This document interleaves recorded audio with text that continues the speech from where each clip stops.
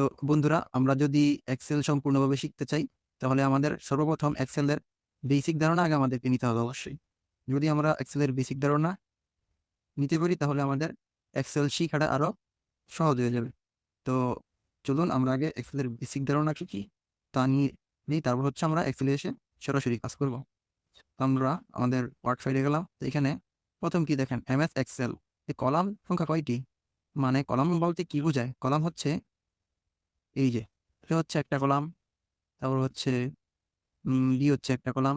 তো এইখান থেকে এই যে প্রথম সেলের ভিতরে আপনি কার্সরটা রাখেন, যদি কন্ট্রোলে ক্লিক করে একবার রাইট বাটনে ক্লিক করেন, তাহলে এই যে এই পর্যন্ত যা আছে, এই যে এগুলো সব হচ্ছে একটা কলাম।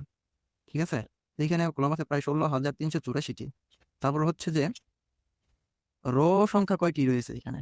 রো সংখ্যা হচ্ছে, রো বলতে কি বোঝায় আগে সেটা দেখি একটু। রো হচ্ছে যে এই যে 1 2 3 4 5, এখান থেকে আমরা কন্ট্রোলে ক্লিক করে ডাউন বাটনে ক্লিক করলাম। এই যে দেখেন, এই যে নিচে 1,48,576টি রো রয়েছে এক্সেলের ভিতরে। ঠিক আছে? যদি কখনো আপনারা পরীক্ষা দিতে যান, তখন আপনারা এই পরীক্ষার ভিতরে এই প্রশ্নগুলো অবশ্যই আসবে যদি এক্সেলের পরীক্ষা দিতে যান।